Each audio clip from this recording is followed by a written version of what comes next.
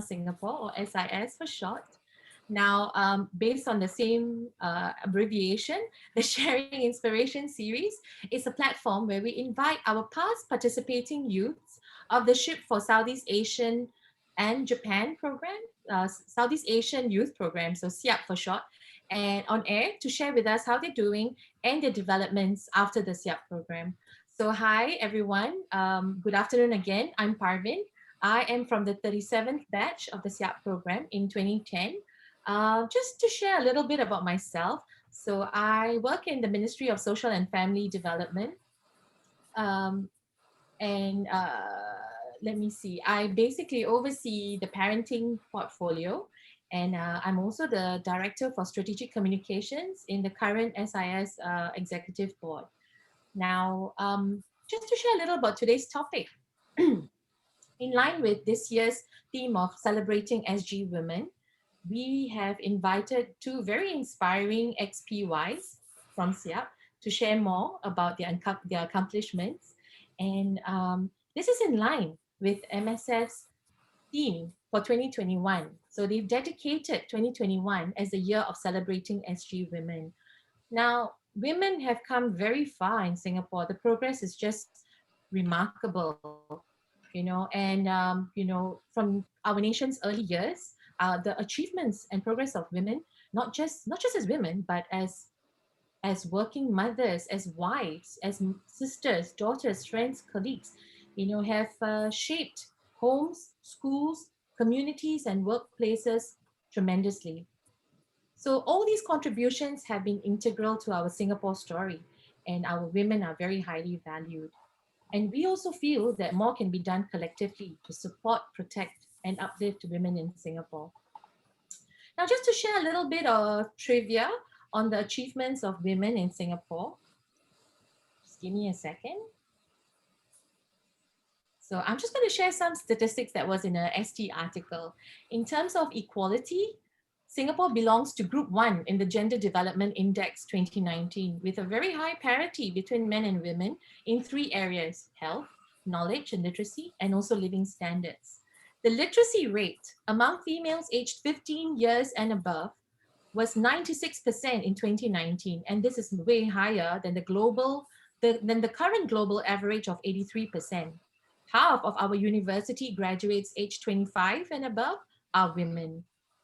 In the workplace, in 2019, 57% of women were in the PMET category. So PMETs, the professionals, managers, executives, and technicians. And this was a marked increase from 49% in 2009, just 10 years before. Women also now make up 28% of employers, up from 20% in 2004. And in terms of ruling, women fill 29% of our elected parliamentary seats, higher than the Inter-Parliamentary Union's world average of 24.5%. So there you go, remarkable accomplishments among Singaporean women. And within our SEAYP circle, no less, do you know that, a little bit of trivia here, in our SIS Alumni Exco between 1981 to 1983, there were 7 women in the council size of 14. So that's a 50% rate, 50% ratio. So our SIS women's contributions and achievements in the SEAYP frontier, as well as in their personal and career lives, are also very noteworthy. And that's what we're going to share today. So without further ado, I'm going to welcome our 2 panelists. We have our 2 ex-PYs, Sharifah Yokoyama and Koh Chin Chin, both who are very well renowned within our SEAYP SG circle.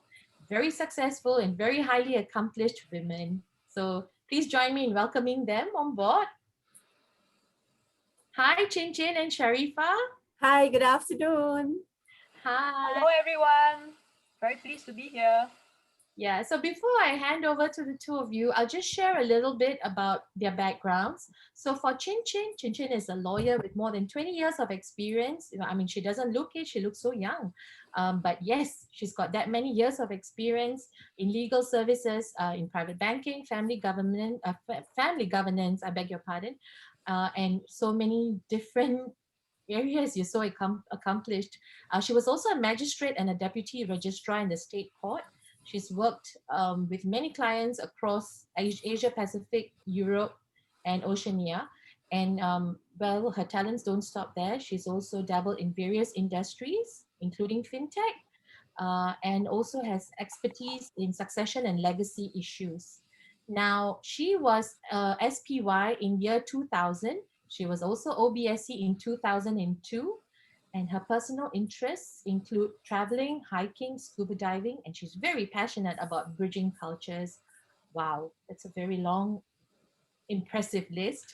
And Sharifah, no less, she's a special education practitioner and a certified autism specialist, and she's also an advocate for inclusion and diversity. So she has been an expert in her field for more than 30 years now. She works very passionately and closely with families, the community, as well as stakeholders to raise awareness and acceptance. And she's constantly working on projects in these areas. She's trained as a teacher in mindfulness-based stress, amongst other things. She's also an NLP practitioner, neuro-linguistic programming. She's held various positions in SIS, including being director of homestay. Now, she was an SPY in 1989. Again, she doesn't look it at all. Gosh, we must ask her what cosmetics she uses. And also, she was NL in 2013. There you go. She's the mother of three beautiful girls, just like her. And all three are national athletes. So, congratulations to all three. She's also a family life champion in the community, and she's a border visitor with MSF's Children Homes. So without further ado, let me welcome both of them to share a bit about themselves. Yes, so let's go with Chin Chin first. So hi, Chin Chin. Hi everyone. Hi. Hi, Chin Chin. So could you perhaps say something about yourself to share with everyone? Well, yeah, sure. Yeah, I'm from batch 2000.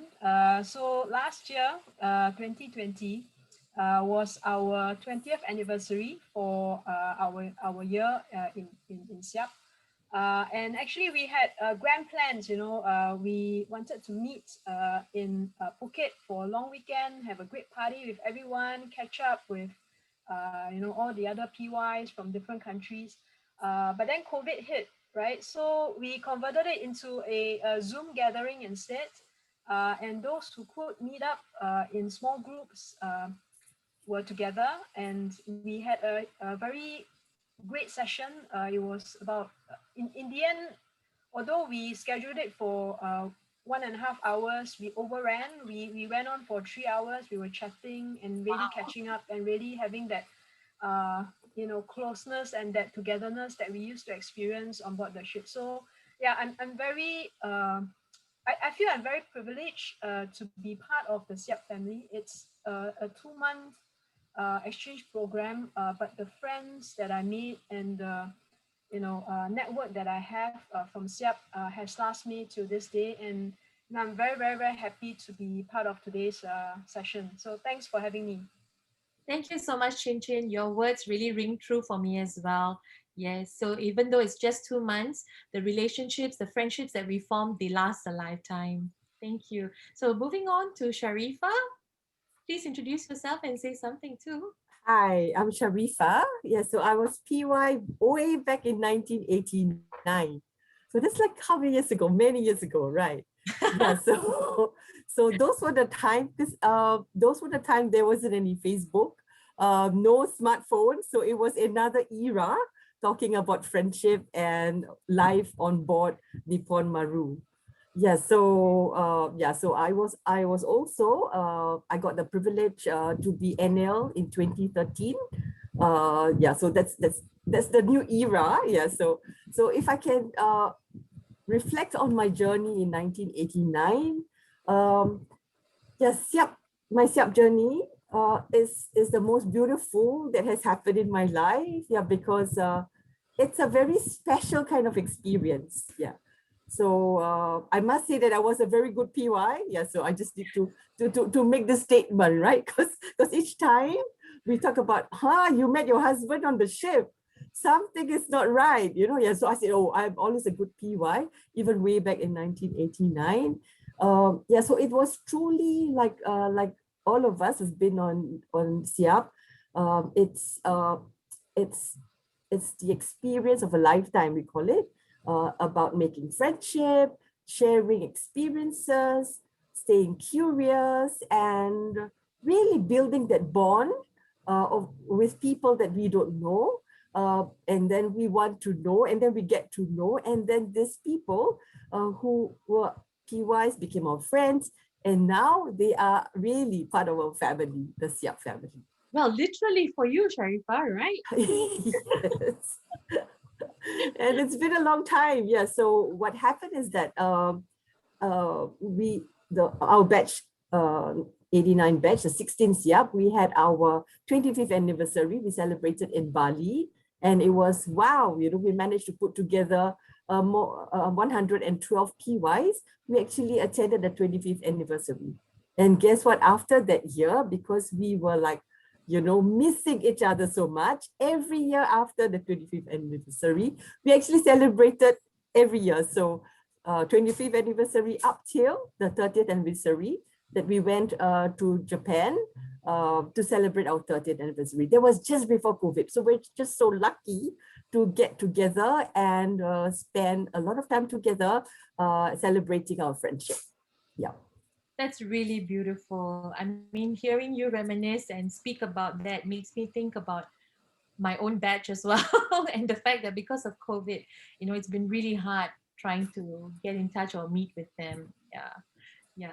So thanks so much, both of you, for sharing. Now, moving on to some questions, right? For today's session, I'd like to ask, what are some of your more memorable moments on SEAYP that you hold on to very dearly even till today?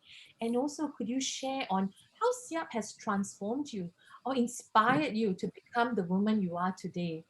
Yeah, so, you know, whoever wants to go first? Okay, maybe I'll go first. Jin.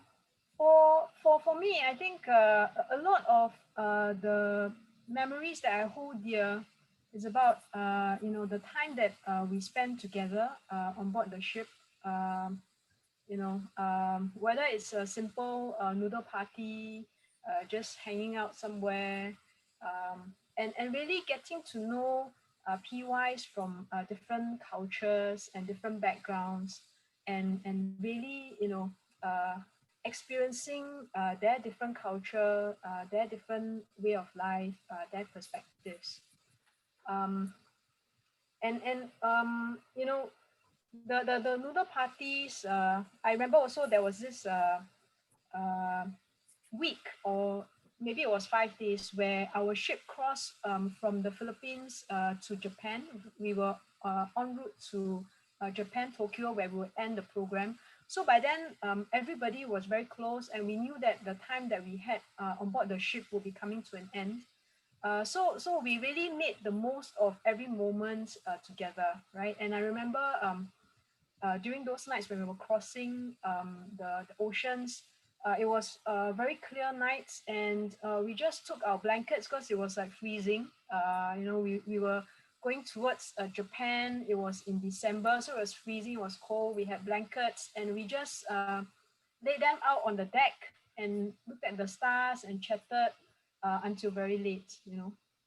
And I mean, I can't remember. It's been some time now, but I think that week the NLs were a bit not so strict with us in terms of the night curfew. They knew that we were making the most of our time together, so they were a bit lax with us that week, right? And those are the moments, those moments where we share, we laughed, we talked. And to this day, some of those friendships that I make are still, my closest friends, right? And I think reflecting back, that opportunity for me to understand, Japanese culture, the cultures across ASEAN, has helped me today, because a lot of my clients that I work with in my work now, they are not from Singapore, right? They are from ASEAN, they are from the rest of Asia. So it helps for me to have that understanding, based on some of the things that I started to get aware of and started to know about the different cultures. For instance, you know, my Thai friends, for instance, right? No matter how angry they are, they will never tell you that they are unhappy or that they are angry, right? And these are things that I would be mindful of, right? If I was dealing with, let's say, a client from Thailand, um, so all these little things, Understanding, right? yeah, Yeah, they actually add depth to me, and they enable me to form equally strong bonds or relationships in my work with clients and with other business partners.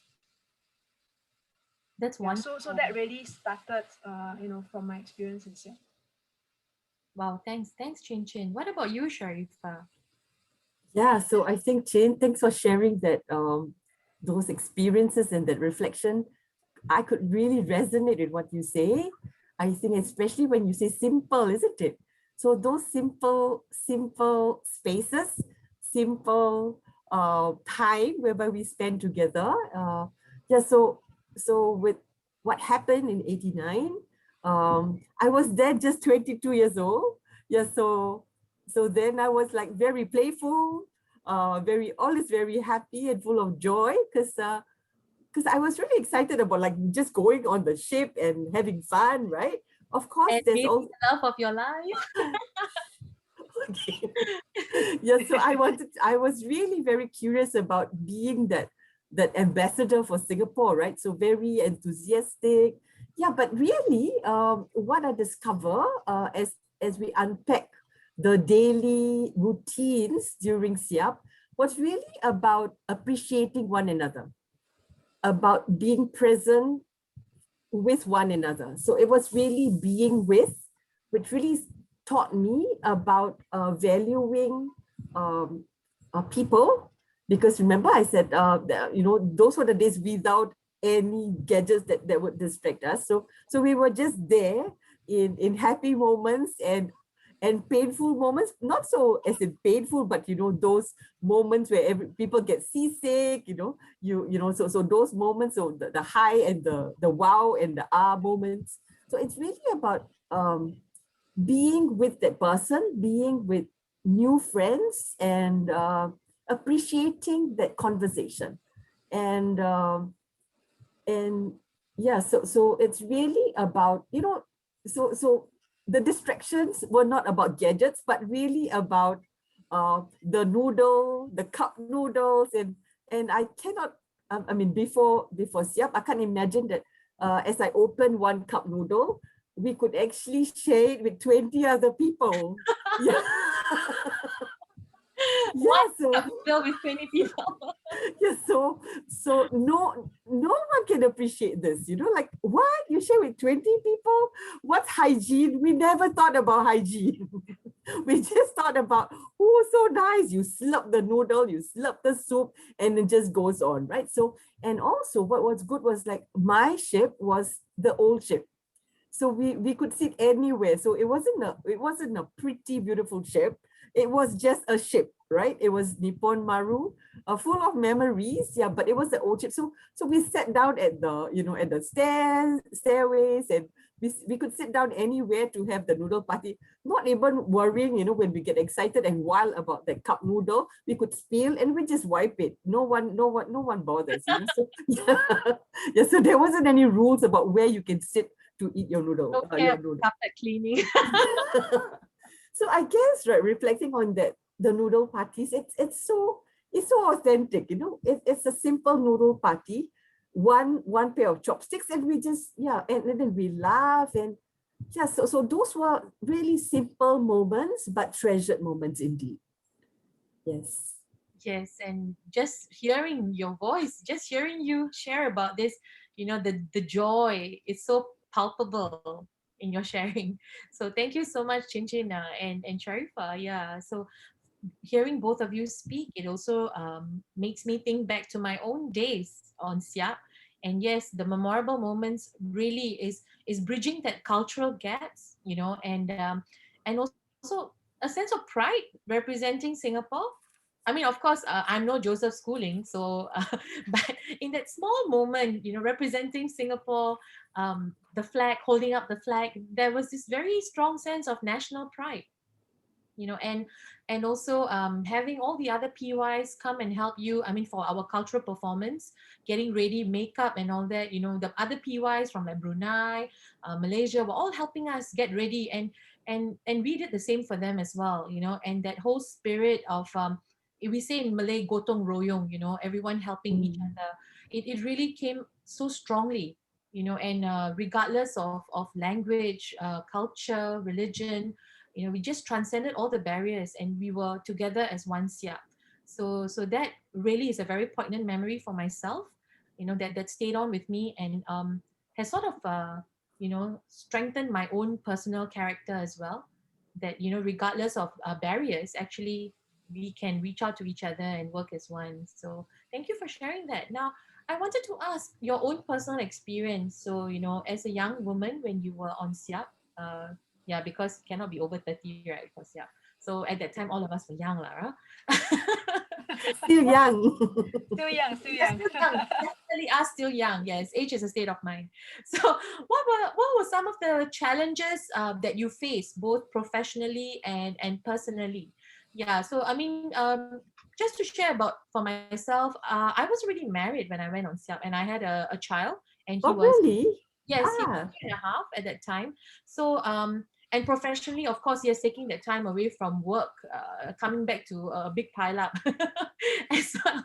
Yeah, but for me, I was very, very homesick because I also felt very guilty about leaving my child behind. And thankfully to my own team of SPYs, my amazing cohort, and also other PYs from other countries, they really helped me go through the pain of not being with my child. Yeah, especially when I found out my child was admitted in hospital while I was in Thailand. And my husband was also overseas, so it was quite traumatic, but the support at SEAP on board the ship was just amazing. So how did you overcome the challenges that you were facing, and how did the SEAP experience empower you? Did it provide you any opportunities that you think you may not have gotten anywhere else? Maybe Chin Chin, you might want to go first. Yeah, sure. I remember for me, one of the challenges, initially after being selected, was having to persuade my then boss that less than a year after I joined, and I was in the legal service then. Less than a year after I joined, I wanted to take 2 months leave, right? So when I first broached the subject with my boss, he looked at me and he was like, "Okay, are you crazy?" So I really had some difficulty getting that leave to go for the program, and in the end the agreement was that I would exhaust all my leave for the year, and then for the remaining time I would take no pay leave, right? Which I gladly did, because the backstory is that I had a older cousin, and he was in SEAP when I was growing up, right? And this was something that I told myself I have to have the opportunity to go, and when I got the opportunity to do that, I, even if it meant taking no pay leave, I would do it, right?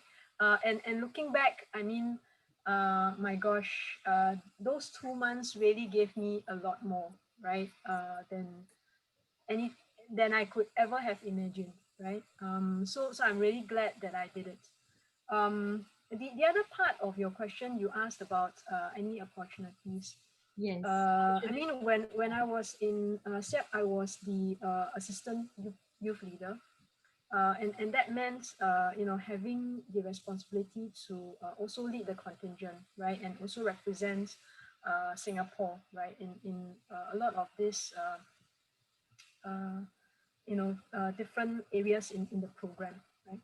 And I mean, one of the things that I remember still was we, for some reason that year we didn't prepare a cheer, right? So when we went on board the ship, and you know, all the contingents were assembled, and they said, you know, the administrator said, okay, you know, now you know, show off your cheer. And I remember looking at my contingent mates, and I was like, what is this thing about a cheer? And there were these moments, I remember, where we basically had to, you know, regardless of whether we were fully prepared, whether we were prepped well beforehand or not, to really be able to represent the best of Singapore on board the ship. And I mean, to me, that was a rare opportunity to, you know, be very creative, to be a leader, even if I don't know all the answers. And it really allowed me to also then bond with my own contingent mates in a way that, you know, I mean, if things were smooth sailing, there were no challenges, you know, I probably wouldn't have the same degree of bonding with my mates on board. Right, so I'm grateful for that opportunity very early on in my life, to really be that leader and have the opportunity to, you know, lead a group of young people that were equally as enthusiastic and equally as good as I, in this 2-month program. And I think that really for me set the course for then stepping into other leadership roles in my career as well. Awesome. Yes, thanks, Chin Chin. What about you, Sharifah? That's nice, Jin. Yeah, so for me, right, being that 22-year-old playful young person at that time, it was really my challenge was like I couldn't dance, I couldn't sing. Like I know that this is a no-no for me. What make me dance? So I said, how would I become the MC or become the, you know, the backroom people who's like, you know, just running and logistics, you know. So I was like really volunteering because I can't dance. Yeah, but that's not how it goes, right? Like, you know, everyone has to participate. Yeah, because I mean, even then I was proud to be Singaporean, but then I know that I wasn't good enough, and then I don't want to embarrass the Singapore contingent. I said, right, yeah, but really, it's not about being competitive. That's the spirit of SEAYP. It's you, I mean us, right? Presenting. Of course, we had to prepare, we had to plan, prepare, and then put up that pre-departure concert, and then the National Day on the ship, right? So I learned about it's okay with this beginner's mindset.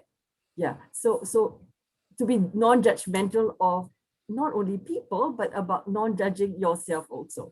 As long as we prepare, we do the best that we can. So up till now, I think this particular phrase that has gone a long way since 1989 is that I am good enough and we are good enough.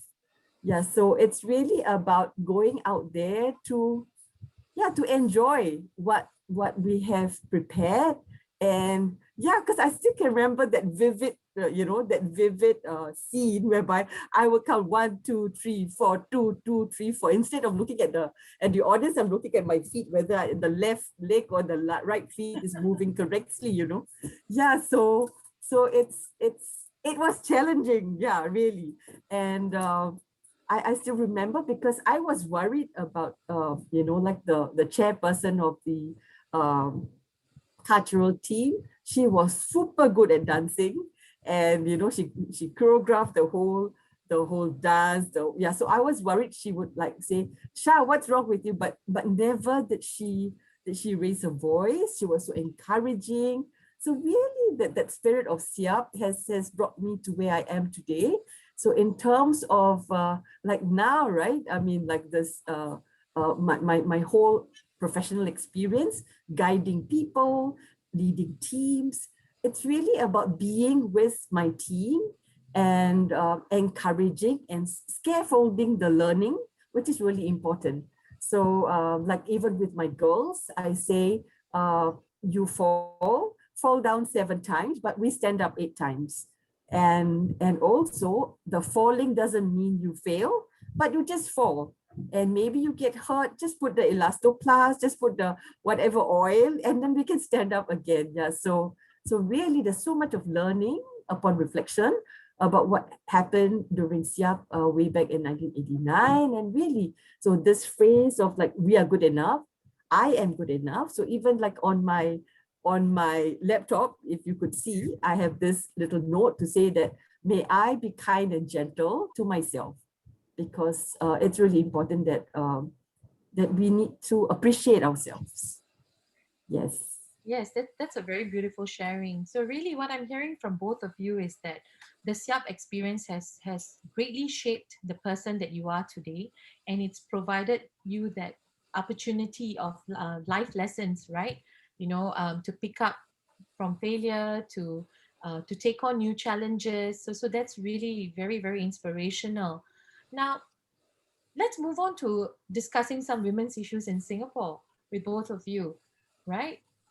So, Chin Chin, can I ask you, could you share a bit about women's empowerment in Singapore today, perhaps from the legal standpoint? Yeah, sure. I mean,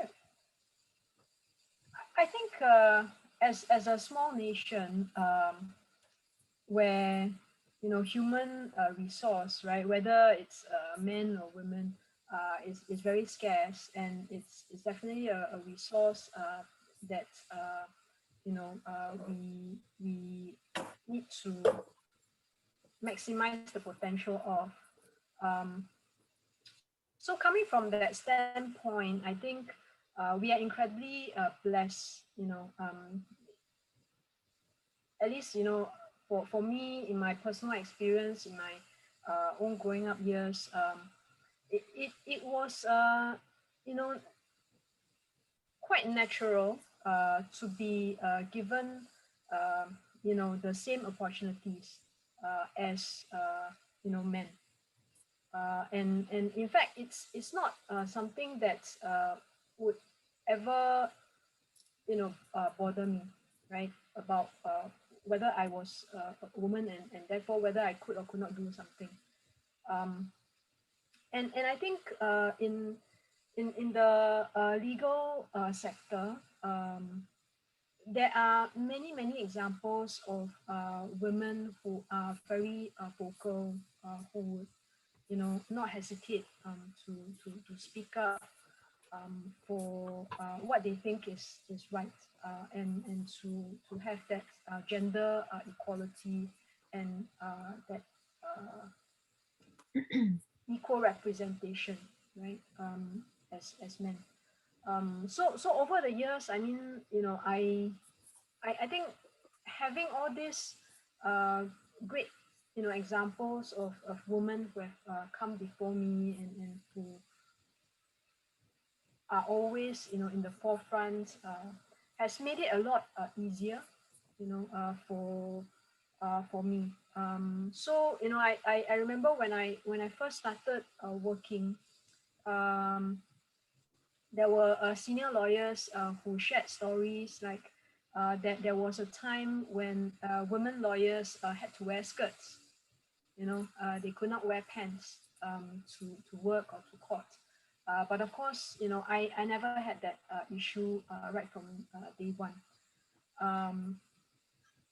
And that's just a small example. I mean, obviously, as a very small nation, as a very young nation, we had to go up really fast, right? And we do have a good legal infrastructure. We are also very blessed with that, right? So I mean, for instance, the Women's Charter that really entrenches some of these rights that women,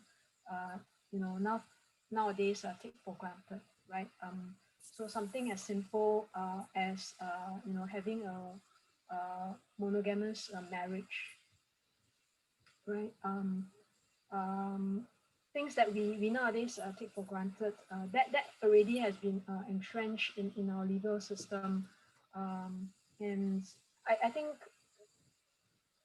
in the legal sector, more than anything else, we want to constantly be or continue to be at the forefront of championing women's rights, and really it's not about which gender is better than the other, right? But really having that equality and that equal representation. Yes, I totally agree with you. It's not about superiority, but equality. And so, Chin Chin, just to elaborate further, what do you think? What do you think can be done? What more can be done to uplift women in Singapore? We've come so far, but there'll always be more to be done, right? So, in your opinion, what more is it that can be done? Both from the people sector and the public sector. Well, I think one step that we have in the right direction is in celebrating women, right? And celebrating their stories of triumph, celebrating, their achievements so far. So one of the things that we have been doing since, I believe it's 2014, is to actually have a Singapore Women's Hall of Fame, right? Yeah. Where we basically recognize women who are at the forefront of their career, of championing the arts, for instance, of being successful business leaders, etc., etc.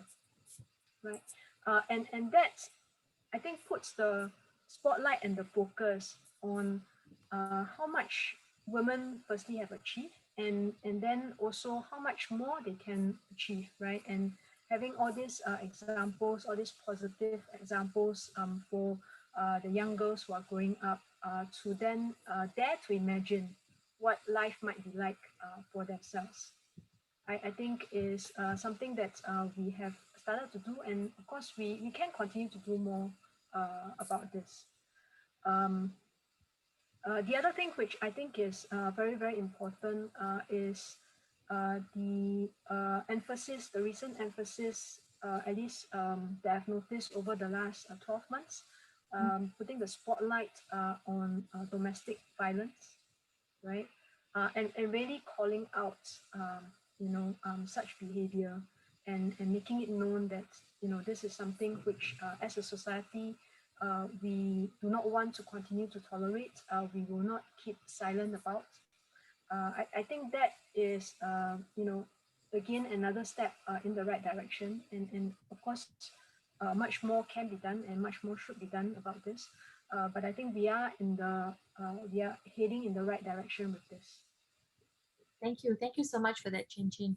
Now, Sharifah, what about you? You have three beautiful daughters and all three are amazing athletes. So maybe could you share with us, how do you think women are empowered in the sports and education fields, and also, for women with special needs, what more is it that we can do? Yeah, so I thrive on words, the buzzwords like aspiration, buzzwords like opportunities and possibilities. So really, I think at the ground, it's about unpacking some of these words, unpacking aspirations, and looking at how shifting mindsets about what's possible. Yeah, because a lot of times, a lot of people think that once you get married, you've got kids, and that's it. Yeah, so it's not true, definitely. So it's really about unpacking that role of the mother, but yet we can also, at the same time, looking at possibilities. What else can we do? Yeah, because the being a mother doesn't mean a full stop. Actually, it doesn't even use the word, the punctuation of comma.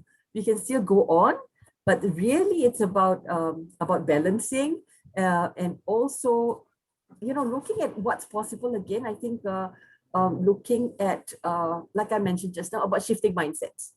Yeah, so of course, I think I'm blessed to have to marry someone who's really very, I should say, respecting my role and he knows his responsibilities also as a dad, besides whatever work he has, like each of us got our responsibility and accountability to things, but really having a spouse that shares the aspiration of the family would definitely help. So I must say that I want to encourage each and every one of us to look at marriage, or to look at our roles with a sparkle, with a positive lens. Yeah. So as I said, right, it's not a full stop after you get married, right? So it's really about sharing responsibilities and making things possible. I think Yes, we need people like you to promote marriage and yeah, to bring up the birth rate as well.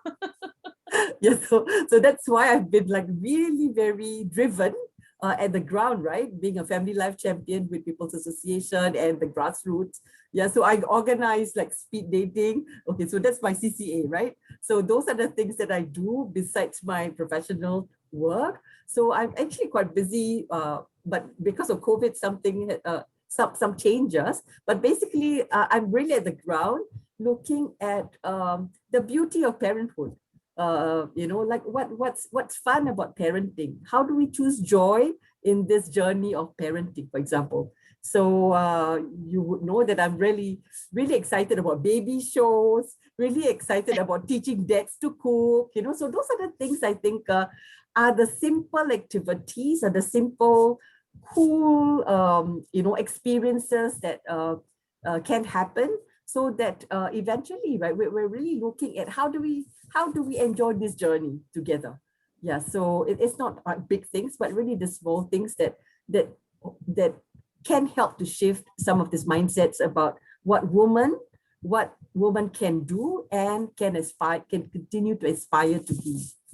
At the same time, I think my other role is that, so I'm also board of visitor, looking at some of these vulnerable women, some of these girls at the girls' home, for example. Yeah, so I think it's given me really that opportunity to stay grounded, to see what is happening when some of these girls have got experiences that could be very negative.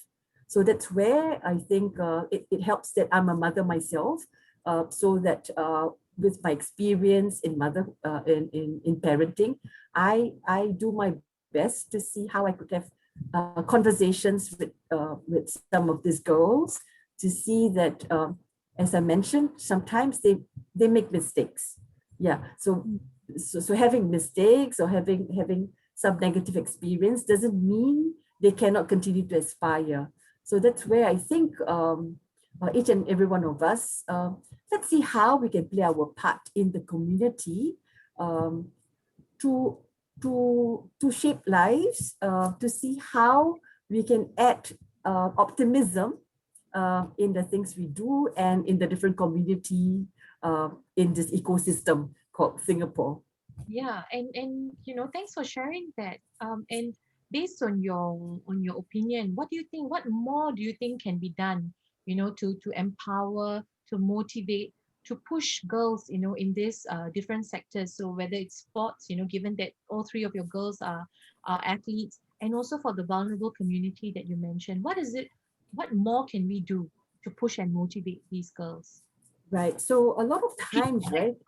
Sure. Yeah. Yeah. So a lot of times, people stay with negative experiences. Yeah. What's important is that, so people in the community. So I play that role in helping to hold space. I think Chin mentioned about holding space sometimes. So it's really important to pause and to see what's the next route that we need to take. Yeah, so reflecting and sharing stories and being there, not to judge, but to see I am good enough, so you can also be good enough, and to see what else we can be doing together, because there are possibilities, there are things that we can do. And I think sharing experiences, sharing stories about different women who's got, I think this word success, it doesn't mean just success academically or professionally. So I think when we talk about this phrase quality of life, yeah, so how can we look at this word quality of life holistically? Yeah, so it's like, what exactly bring joy? What actually will bring you to know that at the end of the day, you will smile before you go to sleep? Or it's so heavy down here, it's so heavy down here, you know? So again, I think let's make time to share spaces, to share experiences, so that we can do our bit in inspiring others. So the word inspire doesn't have to be a big word with bold, underlined, and highlighted. It's just like, let's inspire one another with some simple values. Yeah, simple values like being grateful. You know, I think being grateful, it's a, you know, just being, just the word grateful or just the word kind, for example, can go a long way. So that's how things are with me. Simple is very good. Simple is good for me. Yeah. I agree with you, Sharifah. Yes, yes. So positive words do have powerful results on people. Yes. So it's been wonderful hearing from you both, and I just wanted to ask, the women that you both are today. Okay, I'm going to apologize. I think someone in my block is doing a renovation, so I'm hearing some noise. I apologize for that. Now hearing you both sound so confident, so motivational. Yeah. Who are some of the women in your lives that inspired you to be the women that you are today? Chin Chin, perhaps you might want to go first. And also Uh, to add on to that, who were also some of the men in your lives that uplifted you? hmm. um, I mean, if I think back, one of the women in my lives, right, is definitely my mom. You know, and mm, she is inspiring in a very down to earth manner. So let me tell you a little bit about my mom, right, and why I think she's inspiring. Um, she had to juggle work as well as bringing me up. So for her, she worked at home. She was a seamstress, when I was growing up. But that doesn't mean that it was any less, right? So she had to juggle, sewing clothes for her customers, looking after me, and looking after the house as well. And I think that's really not easy, right, to do.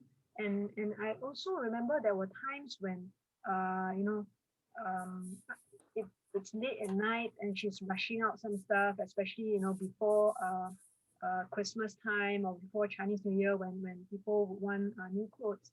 And she'll work like way into the night, to finish what she had to do. And from her, I learned the value of hard work. I learned the value of honest work, and this uh, never give up attitude, which I mean, for me as well. I noticed that about myself, right? So I think I got it from her, right? Not um, even if I falter or even I fall, I always want to get up again and have another go at it, right, so to speak. So I think I thank my mom for that, and um, it's the other thing also is she has always encouraged me to pursue my interests, and I think that's when I speak to other friends that I have, that's very rare.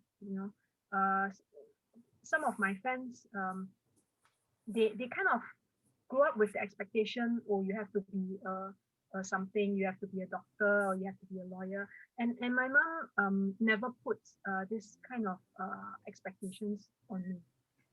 In fact, I remember uh, I did well enough to qualify for a SAP school, and she told me, okay, don't go to a SAP school. it's going to stress you out. Just go to express can already. It's good enough, you know. So I went to express school.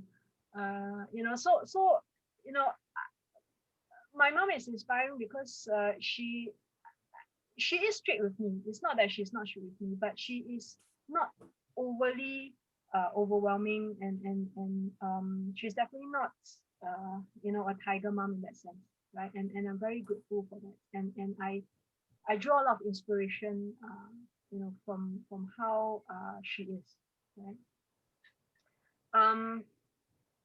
And very early on in my career, I had the good fortune to work for Indrani Raja, right? Before she was a minister, she was a lawyer in the law firm that I was. She was a partner, and I had the good fortune to work with her, and from her I learned so much, and I find that you know, again, for her is really about drilling down into the details, the ability to roll up her sleeves and really, you know, get her hands you know, dirty with the rest of us doing the work, and that's something that I think is very inspiring in a leader and a partner, and you know, at the time she was a senior partner, she didn't have to do that, but you know, she would be marking up drafts you know, overnight and giving it back to us. And you know, again, that's really one of the very inspiring examples that I can think of, you know, of women in my life. Men in my life, you know, definitely some of the senior partners that I've worked for. One of my we used to have now they don't call them pupil masters anymore, but when I was training to be a lawyer, my pupil master was somebody called Christopher Chua, and he really taught me the value of you know, not assuming things, and of really, you know, just going deep and making sure that we know the basics, and I know the basics of everything. So one of the things that he made me do was something that we actually have a clerk do a lot of times, but it then taught me you know, how, you know, a bill of costs, right, is put together, and that I think is something that's you know, he took that time out, he really made sure that I knew how to do it, right, and that's something which to this day I thank him for, and he's one of the men who really kind of was invested in my growth as a professional. That's really inspiring. Sharifah, what about you? Hugs to your mom, Jin. Yeah, I wish I get to meet her. Yes, very inspiring the woman indeed. you are today, yes. Yeah, lovely. I will bring her next time we have a gathering. Okay, cool. Yeah, because really lovely, right? Moms are really lovely. Yeah. Thank you for sharing. Yeah, so for me, right, if you ask me the woman who has inspired me, it's actually my grandmother. Yeah, because she had a hard life. Yeah, it's from her own. I mean, she tells me exactly how hard it was. Even when I was a little girl, yeah, because yeah, those were the days, right, whereby yeah, because we belong in this Arab family, so everything is so conservative, everything is so structured, and then those were the times whereby only the men can do this, and the woman just cook. Yeah, so she didn't go to school, but she learned how to read on her own.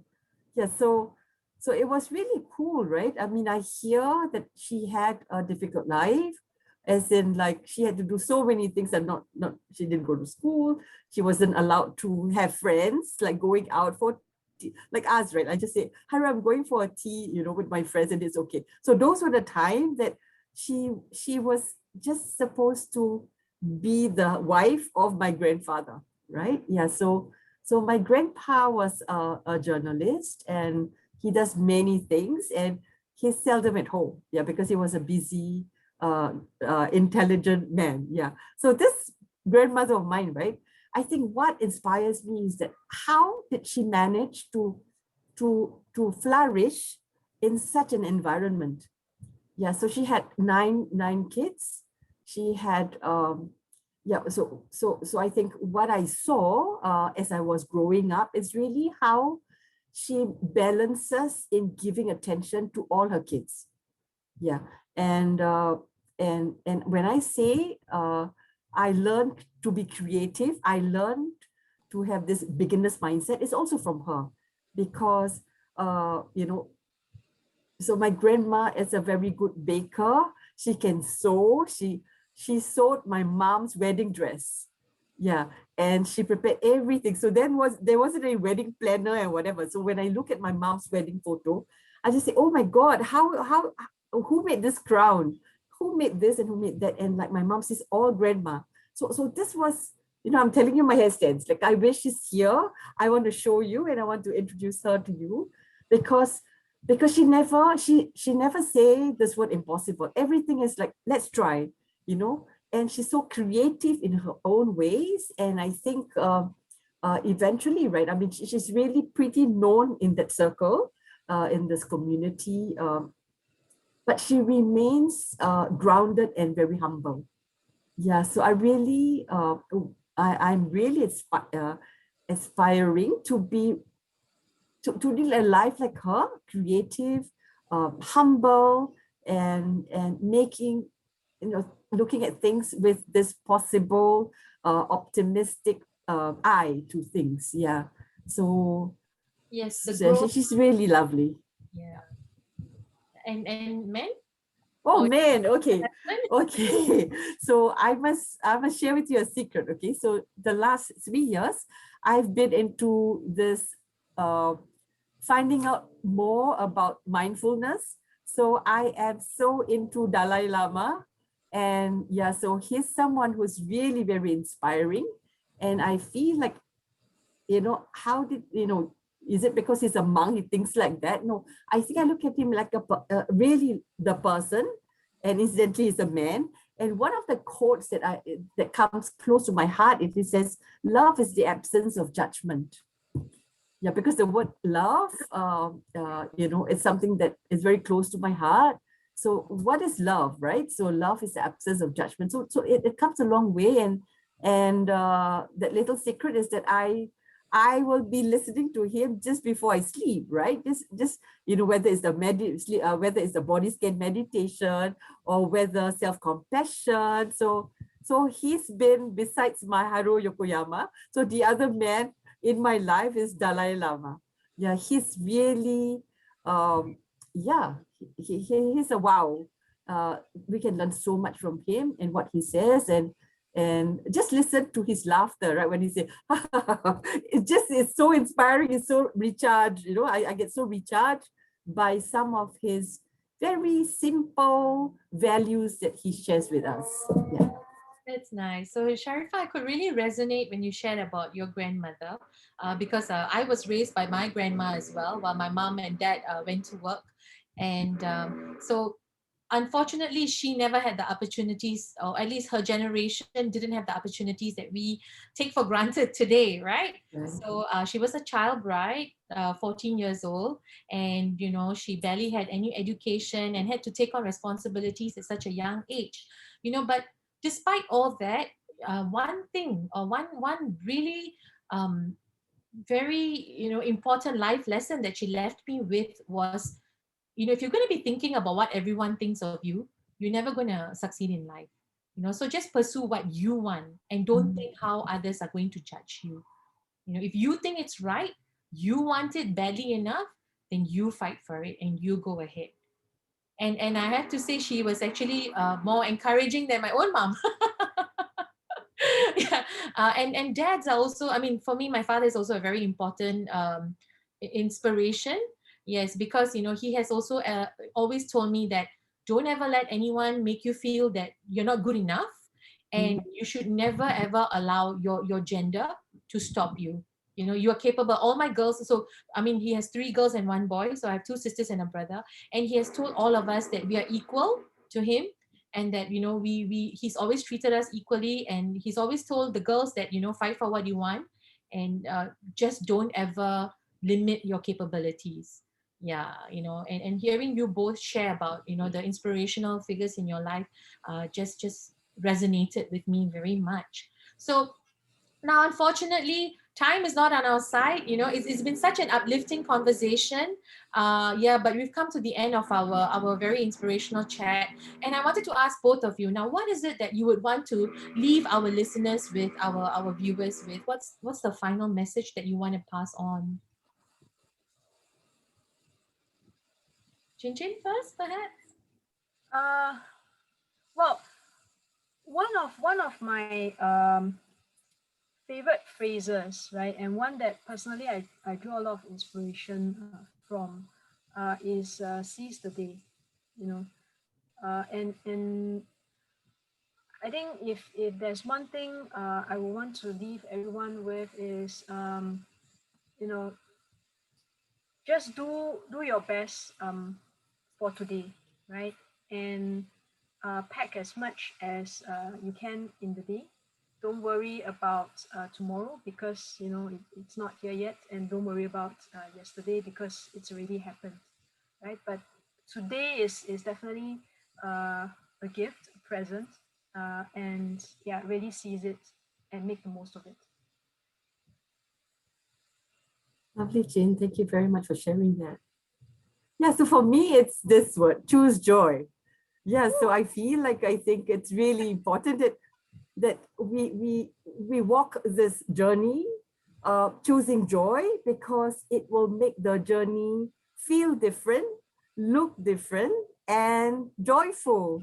Yeah, so that's exactly what I want to leave this chat today.